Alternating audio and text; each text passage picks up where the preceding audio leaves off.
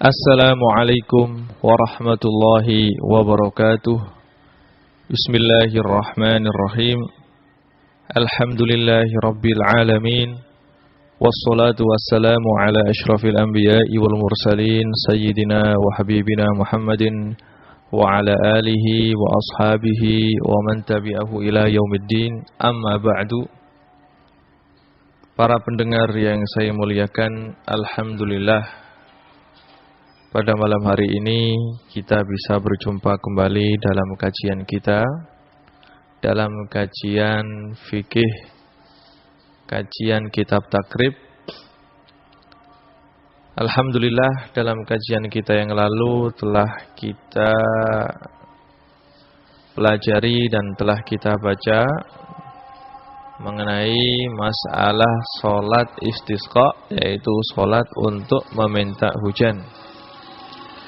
Dalam pertemuan kita kali ini kita akan membahas mengenai sholatul khauf, yaitu yang artinya sholat yang dilakukan dalam keadaan ketakutan atau dalam keadaan peperangan.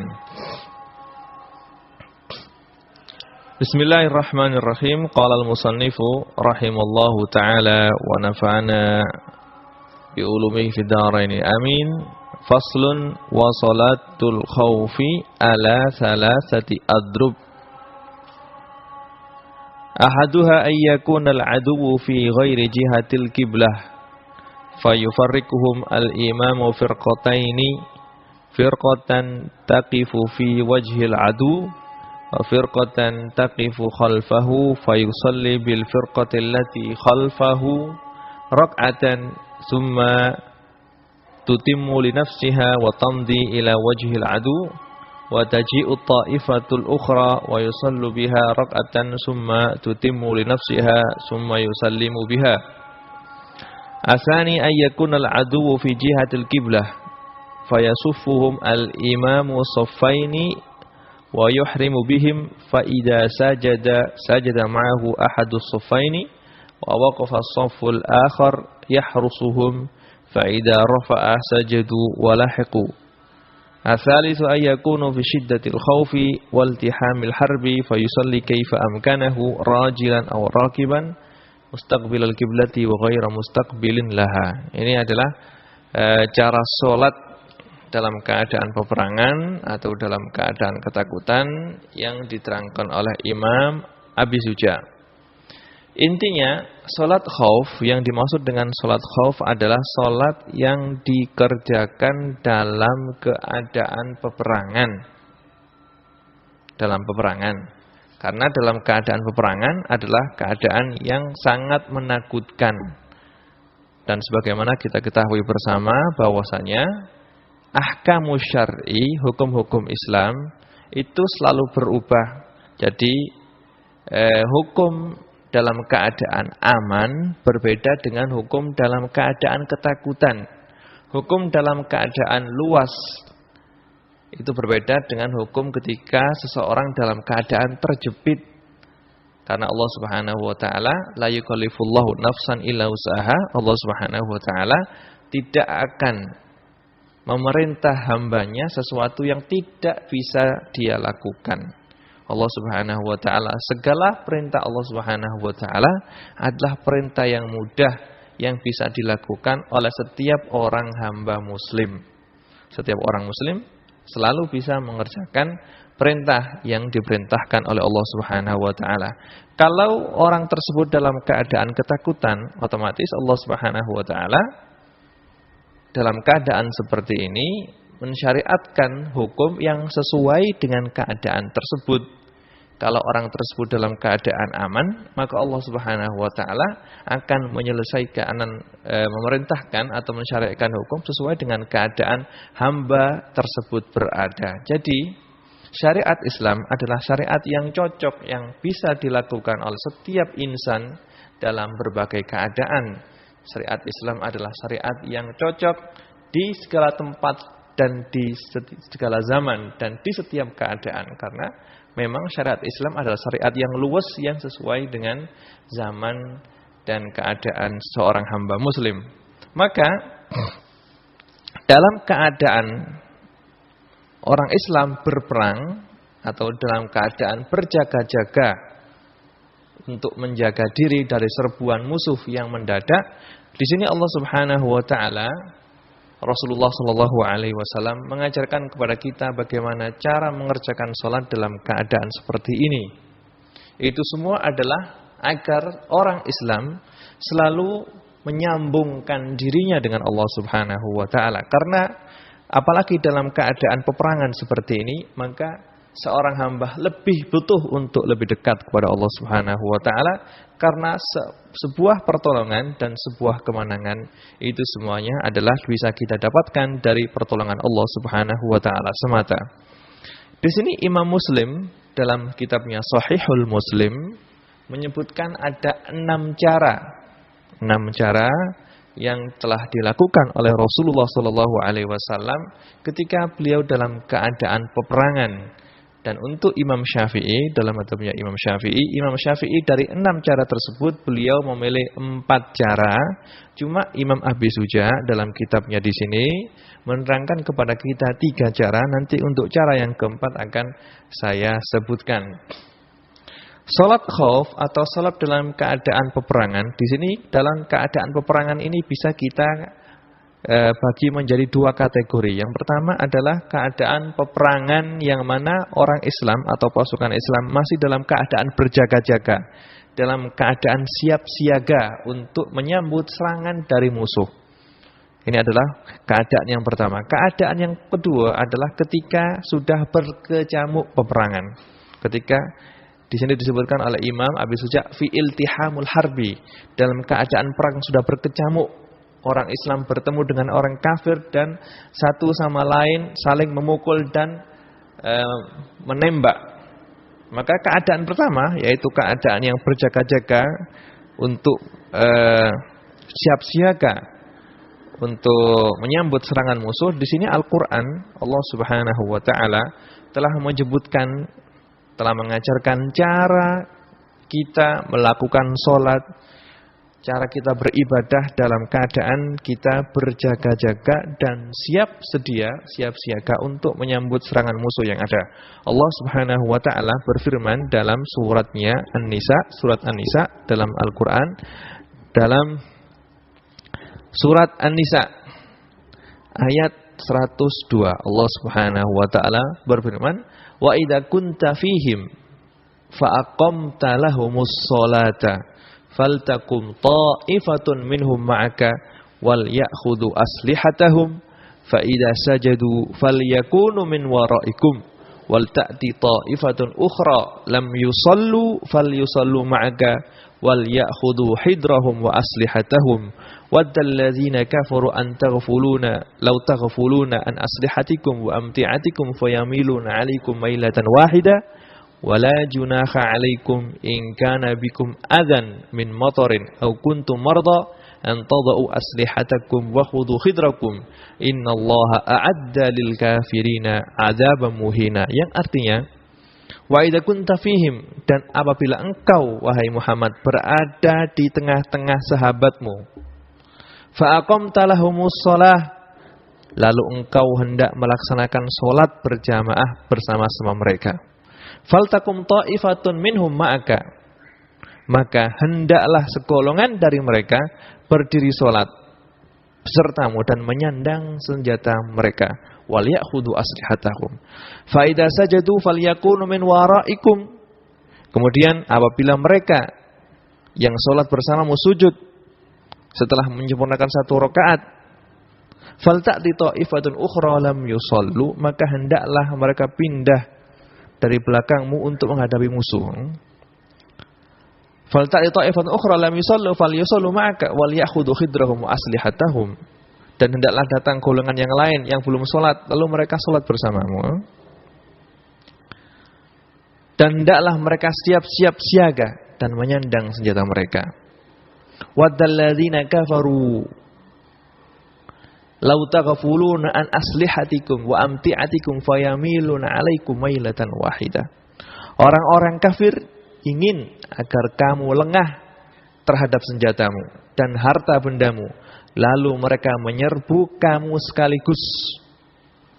Wala junaha 'alaikum in kana bikum adzan min matarin aw kuntum marda an tadau aslihatakum wa khudhu khidrakum. Dan tidak mengapa kamu meletakkan senjata-senjata kamu jika kamu mendapat suatu kesusahan karena hujan atau karena kamu sakit. Dan bersiap siagalah kamu. Kemudian Allah Subhanahu wa taala berfirman, "Innallaha a'adda lil kafirina 'adzaban muhina." Sungguh Allah telah menyediakan azab yang menghinakan bagi orang-orang kafir. Ini adalah ayat yang mengajarkan cara kita sholat ketika kita berjaga-jaga, siap siaga untuk menyambut serangan dari orang kafir. Dan oleh Rasulullah SAW, hal tersebut telah dipraktekkan dengan 3 cara. Oleh Rasulullah SAW, hal tersebut dipraktekkan dengan 3 cara. Cara yang pertama adalah yaitu ketika musuh berada di arah kiblat. Ketika musuh berada di arah kiblat dan ketika antara orang Islam dan orang kafir tidak ada penutup, tidak ada sesuatu yang menghalangi penglihatan kita dari musuh. Musuh di depan di arah kiblat, terus tidak ada hal yang menghalangi antara kita dengan musuh, terbuka. Terus disyaratkan untuk mengerjakan cara yang pertama ini, hendaknya orang muslim jumlahnya banyak, sehingga bisa menghadapi orang kafir yang ada di depan di arah kiblat. Bagaimana caranya? Caranya adalah jika pasukan Islam ingin melakukan sholat dengan cara berjamaah dan tidak kepingin mereka tidak mendapatkan sholat dengan cara berjamaah. Ini menandakan bahwasanya salat berjamaah itu sangat besar sekali fadilahnya, sampai ketika dalam keadaan perang kita masih disuruh untuk mengerjakan salat dengan cara berjamaah. Bagaimana caranya? Caranya adalah imam membentuk pasukan yang ada dibentuk menjadi 2 barisan. Atau kalau barisannya terlalu panjang maka dibentuk 4 barisan atau lebih. Yang penting dibentuk berbaris-baris. Kemudian sholat bersama mereka semuanya. Takbir Allahu Akbar, takbir bersama-sama dengan imam.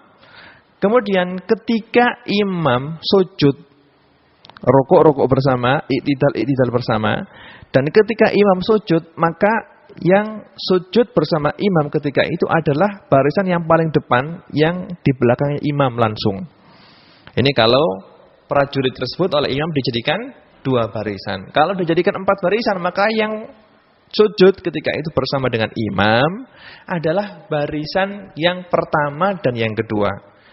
Sujud bersama imam. Adapun barisan yang ketiga dan keempat atau barisan yang kedua kalau cuma 2 shaf saja, maka mereka siap siaga untuk menghadapi segala kemungkinan yang ada. Seandainya ada pasukan kafir menyerbu langsung, maka barisan yang kedua ini bisa berjaga, bisa menembak. Siap-siap membawa senjata juga. Nah, kalau mereka sudah selesai sujud dan bangun dari sujudnya, maka barisan yang kedua atau barisan yang ketiga dan 4 sujud untuk rakaat mereka yang pertama. Kemudian barisan yang depan yang tadinya sudah sujud bersama dengan imam, sekarang gantian mereka yang jaga. Begitu juga untuk sholat yang untuk rakaat yang kedua, kalau memang sholatnya sholat subuh, atau untuk rakaat yang ketiga dan keempat, sampai misalnya kalau sholatnya sholat asar, sampai selesai nanti salam sama-sama dengan imam. Salam bersama-sama dengan imam. Dan ini dipraktekkan sendiri oleh Rasulullah SAW dalam suatu peperangan beliau, yaitu ketika beliau berperang di Tanah Asfan. Di Tanah Asfan.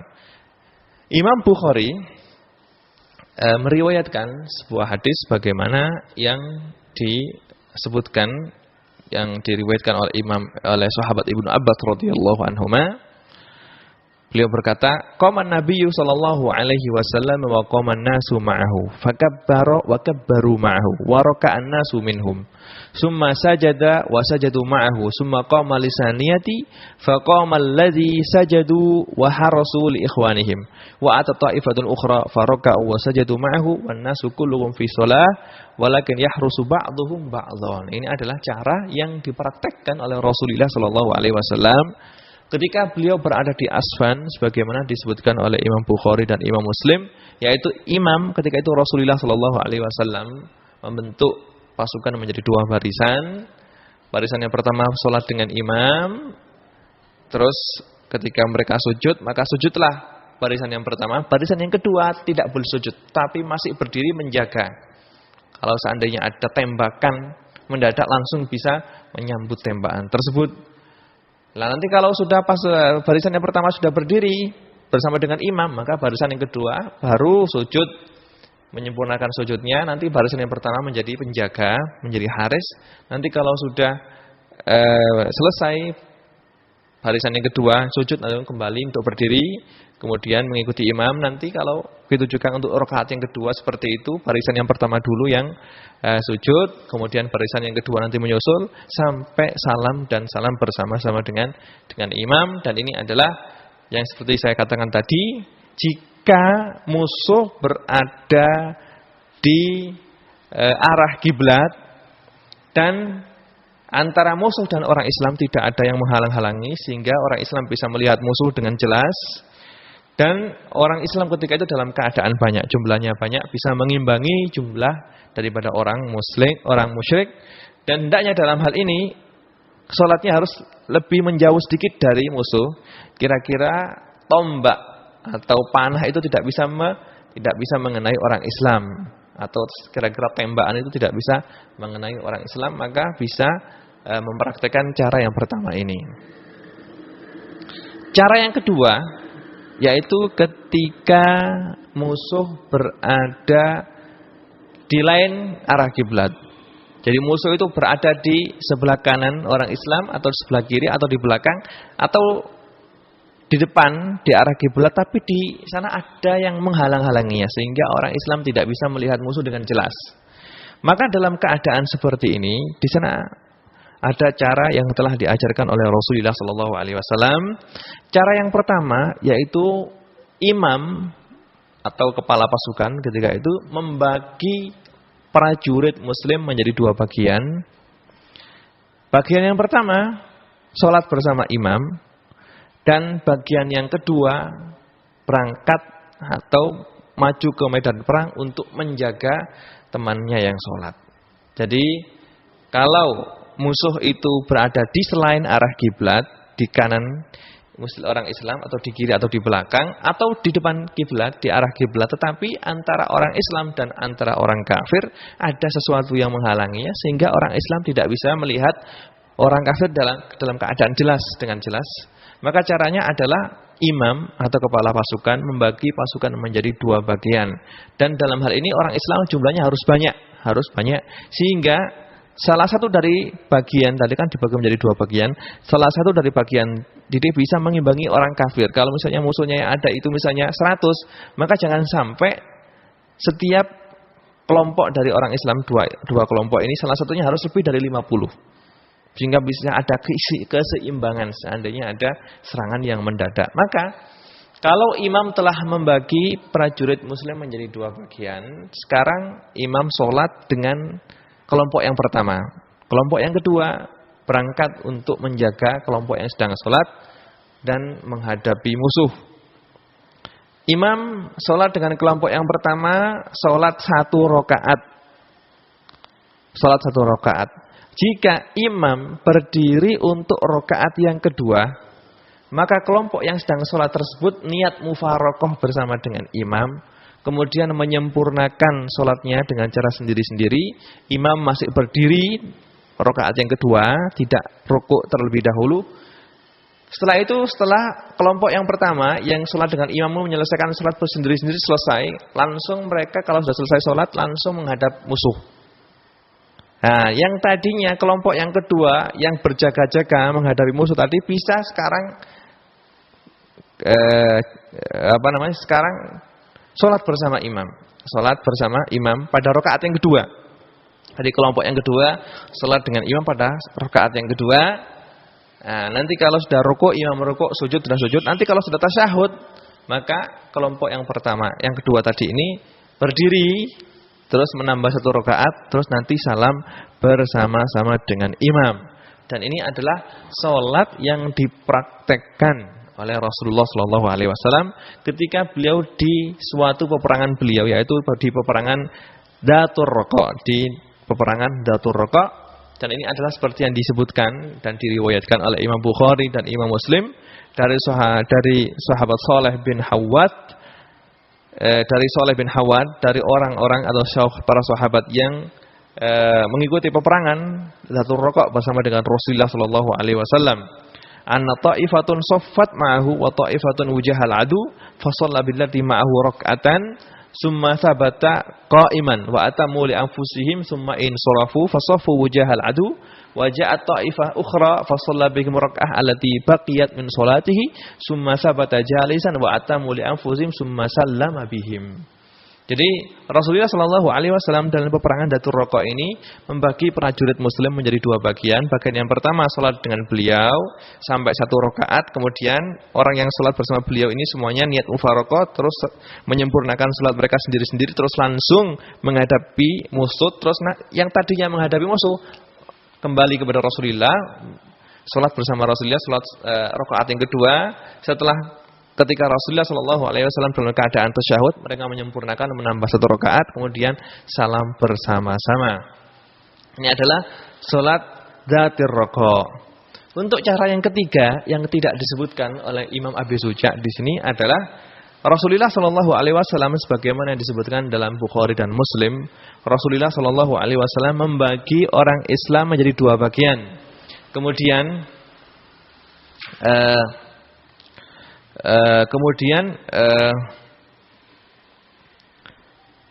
satu bagian sholat dengan Rasulullah Sallallahu Alaihi Wasallam, satu kelompok sholat dengan Rasulullah Sallallahu Alaihi Wasallam seperti biasa, rakaat pertama dan rakaat kedua salam dengan Rasulullah juga. Jadi Rasulullah Sallallahu Alaihi Wasallam seperti dalam riwayat Bukhari dan Muslim ini, dan sholat ini dinamakan sholat Batnu Nakhlin. Rasulullah Sallallahu Alaihi Wasallam membagi pasukan menjadi dua, sholat dengan kelompok yang pertama sholat seperti biasa. Setelah selesai sholat bersama Rasulullah, maka kelompok yang pertama ini berangkat menghadapi musuh. Kemudian datanglah sholat kelompok yang kedua. Kemudian Rasulullah Shallallahu Alaihi Wasallam sholat seperti yang biasa, sholat biasa bersama dengan kelompok yang kedua. Jadi setiap kelompok berarti sholat sendiri-sendiri bersama Rasulullah Shallallahu Alaihi Wasallam. Berarti dalam keadaan seperti ini Rasulullah Shallallahu Alaihi Wasallam sholat dua kali. Sholat dua kali. Sholat pertama dengan sholat yang pertama berserta dengan kelompok yang pertama, dan sholat yang kedua bersama dengan kelompok yang kedua. Berarti Rasulullah Shallallahu Alaihi Wasallam sholat dua kali. Sholat yang pertama dengan kelompok pertama, sholat yang kedua dengan kelompok yang kedua. Dan ini adalah sholat beliau yang beliau lakukan di tempat yang namanya Batnu Nakhlin. Batnu Nakhlin sebagaimana yang disebutkan oleh Imam Bukhari dan Imam Muslim. Dan sholat ini, cara yang ketiga ini tidak disebutkan oleh Imam Abi Suja, tapi ini adalah termasuk cara yang telah dipilih oleh Imam Syafi'i radhiyallahu anhu. Untuk cara yang keempat, yaitu ketika orang Islam dalam keadaan sangat ketakutan, yaitu jika orang Islam telah terjadi peperangan, campur baur dengan orang kafir dalam kancah peperangan. Dalam kancah peperangan ini, maka tidak ada cara tertentu yang harus dilakukan. Setiap orang Muslim yang ikut dalam peperangan ini, sedang dalam kancah peperangan ini, melakukan sholat sebisanya. Baik sholat secara baik dia dalam keadaan jalan kaki atau dalam keadaan naik kendaraan, baik dia dalam keadaan berjalan, sedang berjalan atau dalam keadaan berhenti, baik menghadap kiblat atau tidak menghadap kiblat. Yang penting dalam keadaan dalam kancah peperangan seperti ini, orang Muslim tetap harus melakukan sholat. Sholatnya bagaimana? Sholat sebisanya.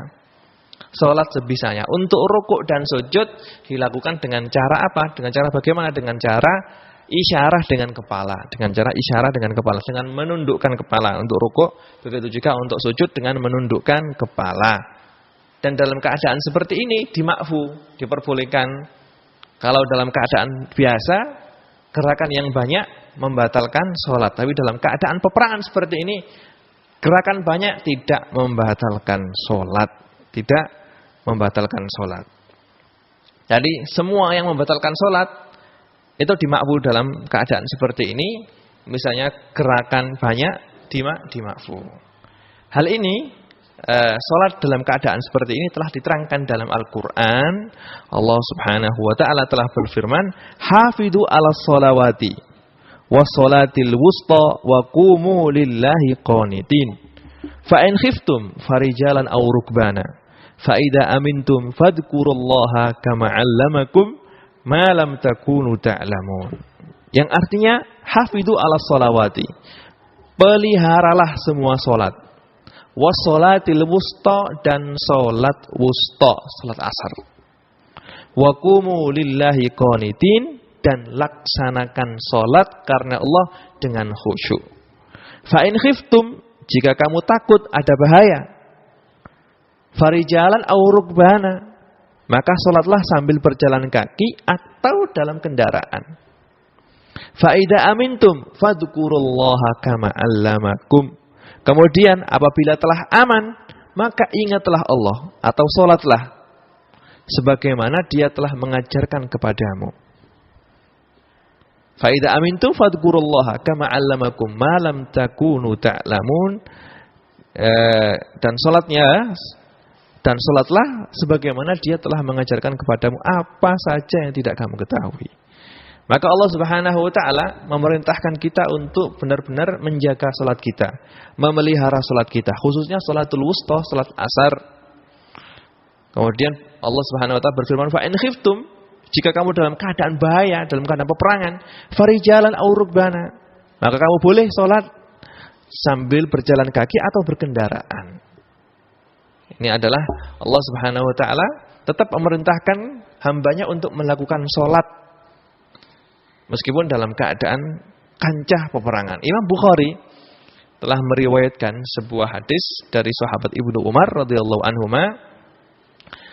Ibnu Umar radhiyallahu anhuma mensifati salat dalam keadaan syiddatul khauf ini, beliau mengatakan,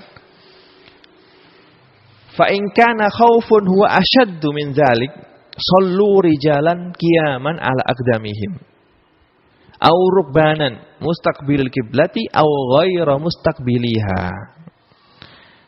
Kalau orang Islam dalam keadaan ketakutan yang lebih sangat dari keadaan yang pertama, sallu rijalan qiyaman al aqdamihim, maka mereka boleh salat dalam keadaan berjalan atau dalam keadaan berdiri, aw rukbanan, atau dalam keadaan ketika mereka berada di atas kendaraan, mustaqbilal kiblati au ghairu mustaqbiliha, dalam keadaan dia menghadap kiblat atau tidak diperbolehkan.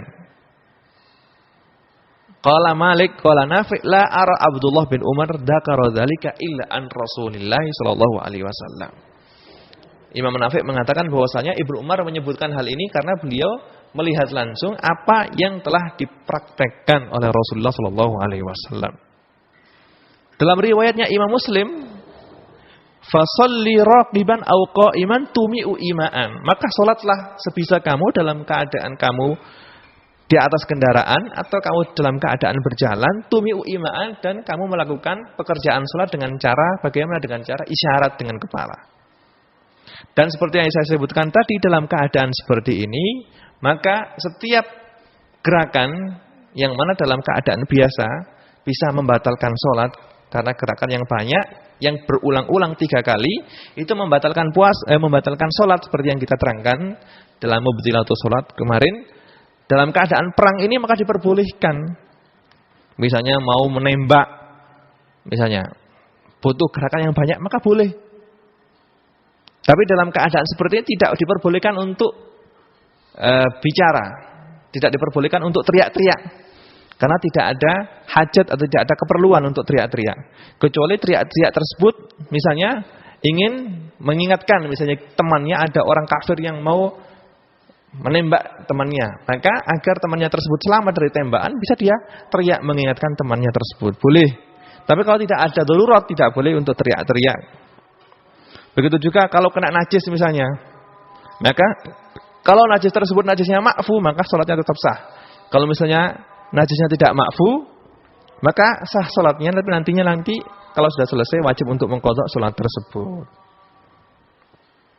Dan para ahli fikih mengatakan sholat dengan cara syiddatul khauf ini adalah sholat jika orang Islam dalam keadaan peperangan, yang mana peperangan itu adalah peperangan yang masyru', peperangan yang diperbolehkan, seperti orang Islam berperang melawan orang kafir. Kalau peperangan tersebut peperangan tidak diperbolehkan, maka tidak boleh mengerjakan sholat seperti ini. Juga sholat seperti ini yang dalam keadaan syiddatul khauf ini adalah sholat boleh dikerjakan jika seorang Islam dalam keadaan yang sangat takut, kepepet sekali. Misalnya, kalau misalnya dia dikejar oleh musuhnya mau dibunuh, sehingga dia lari menghindari musuhnya yang mengejar dia, kemudian masuk waktu sholat dan musuhnya tersebut tetap mengejar dia dan mencari-cari dia tidak bisa keluar dari tempat persembunyiannya, atau dia tidak bisa bergerak kecuali dengan lari, maka dalam keadaan ini dia juga boleh mengerjakan sholat dalam keadaan yang dia bisa. Dalam keadaan yang dia bisa. Atau dia misalnya dikejar oleh macan, oleh harimau mau dimakan, misalnya. Terus dia misalnya berlindung naik pohon, terus harimau-nya di bawah pohon menunggu dia turun, mau dimakan. Terus datang waktu sholat bagaimana? Maka dia boleh sholat dengan cara syiddatul khauf, sholat sebisanya. Maka sholat seperti ini yang dalam keadaan syiddatul khauf ini diperbolehkan bagi orang yang dalam keadaan sangat ketakutan, baik dalam keadaan kancah peperangan atau dalam keadaan-keadaan seperti yang saya contohkan tadi. Dan ini semuanya adalah agar orang Islam itu tidak meninggalkan sholat, bisa melakukan sholat sesuai dengan waktunya, tidak meninggalkan dan tidak mengeluarkan sholat di luar waktunya. Karena Allah Subhanahu wa taala telah berfirman, "Inna sholata kanat 'alal mu'minina kitaban mauquta." Sesungguhnya salat adalah kewajiban bagi orang Islam yang telah ditentukan waktunya. Sehingga Allah Subhanahu wa taala tetap memerintahkan hambanya untuk menjalankan salat dalam keadaan bagaimanapun juga. Tetapi untuk keadaan kesulitan seperti ini, di sana ada hal-hal yang mempermudah kita untuk melakukan salat kita. Dan seperti yang saya sebutkan tadi, justru dalam keadaan ketakutan ini diperlukan sekali seorang hamba lebih mendekatkan diri kepada Allah Subhanahu wa taala, agar Allah Subhanahu wa taala akan menyelamatkan dia atau mengeluarkan dia dari ketakutan yang ada, agar Allah Subhanahu wa taala memberikan dia kemenangan dalam peperangan tersebut. Adapun hikmah dari diperbolehkannya sholat dengan cara-cara yang telah saya sebutkan tadi adalah semuanya itu adalah untuk mempermudah orang Islam untuk melakukan ibadah. Jadi seperti yang saya sebutkan tadi, tidak ada yang namanya sulit dalam beribadah itu. Allah Subhanahu wa taala mempermudah, menggampangkan bagaimana cara kita untuk mendekatkan diri kepada beliau. Agar orang Islam mudah dalam melakukan sholat, maka Allah Subhanahu wa taala dalam keadaan kesulitan ini telah mensyariatkan sholat dengan cara tertentu. Dan memang dalam keadaan peperangan ini adalah orang Islam lebih butuh untuk lebih mendekatkan diri agar bisa mendapatkan kemenangan, agar bisa mendapatkan pertolongan dari Allah Subhanahu wa taala, karena tidak ada yang bisa menolong orang Islam ketika dalam keadaan seperti ini kecuali Allah Subhanahu wa taala. Allah Subhanahu wa taala telah berfirman dalam surat Al-Anfal ayat 45, Allah Subhanahu wa taala berfirman, "Ya ayyuhalladzina amanu idza laqitum fi'atan fasbutu wadhkurullaha katsiran la'allakum tuflihun." Surat Al-Anfal ayat 45, yang artinya, wahai orang-orang yang beriman, apabila kamu bertemu pasukan musuh, idza laqitum fi'atan fasbutu, maka berteguhlah hatimu, teguhkan hatimu, dan sebutlah nama Allah. Wadhkurullaha katsiran, sebutlah nama Allah sebanyak-banyaknya. Yaitu berzikirlah yang banyak. La'allakum tuflihun, agar kamu menjadi orang-orang yang beruntung. Jadi dengan zikir ini kita akan menjadi beruntung. Dengan mengerjakan sholat dalam keadaan seperti ini, maka Allah Subhanahu wa ta'ala akan menolong kita dan memberikan kita kemenangan. Karena Allah Subhanahu wa ta'ala akan melihat dalam keadaan sulit begini saja hambaku masih tetap setia kepadaku, maka aku akan memberikan pertolongan kepadanya. Allah Subhanahu wa ta'ala dalam surat Ar-Ra'd, Allah berfirman, ala bidzikrillahi tatmainnul qulub. Justru dengan memperbanyak sholat dan berzikir dalam keadaan ketakutan ini, maka hati kita bisa tentram. Ala bidzikrillahi tatmainnul qulub. Ingatlah, hanya dengan mengingat Allah, hanya dengan berzikir kepada Allah Subhanahu wa ta'ala, hati menjadi tentram. Ini adalah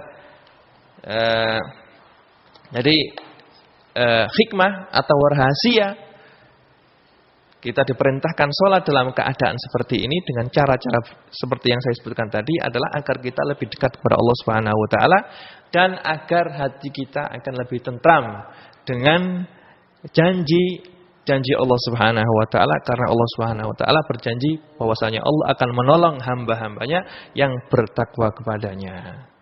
Kiranya cukup sekian kajian yang bisa kita ambil dan bisa kita kaji untuk kesempatan kita pada malam hari ini. Di sini ada beberapa pertanyaan dari pendengar setia kita. Pertanyaan pertama bunyinya, kalau sholat dengan bekerja gimana Ustadz? Karena susah nyari waktu untuk sholat. Jadi perlu saya ulangi lagi. Sholat dengan cara yang saya sebutkan tadi adalah sholat dalam keadaan ketakutan, dalam keadaan peperangan, ya. Dan sholat adalah salah satu yang bisa menyambungkan kita kepada Allah Subhanahu wa ta'ala, sehingga hubungan kita dengan zat yang telah menciptakan kita tidak terputus, sehingga dengan itu maka Allah Subhanahu wa ta'ala akan memberikan kepada kita kehidupan yang baik di dunia dan akhirat. Kalau seseorang bekerja di suatu tempat, di pabrik atau di tempat manapun juga, seandainya pihak pabrik tersebut atau pihak majikannya tidak memberikan kesempatan untuk sholat, maka saya anjurkan lebih baik Anda keluar dari pabrik tersebut. Karena kehidupan akhirat adalah kehidupan abadi. Adapun kehidupan dunia adalah kehidupan sementara. Anda insya Allah kalau keluar dari tempat tersebut, maka Allah Subhanahu wa ta'ala akan memudahkan urusan Anda. Yakinlah bahwasanya Allah Subhanahu wa ta'ala akan membantu Anda dalam kesulitan seperti ini. Kalau misalnya dalam keadaan bekerja, terus pabrik atau tempat bekerja itu tidak memperbolehkan Anda sholat, maka keluarlah dari pabrik tersebut. Tidak ada baiknya Anda tetap bekerja di sana. Tapi kalau pekerjaan tersebut adalah pekerjaan yang bisa ditunda, maka Anda harus menyisihkan sedikit waktu Anda untuk melaksanakan sholat. Perlu diketahui bahwasanya sholat adalah sebuah kewajiban yang tidak bisa ditawar lagi.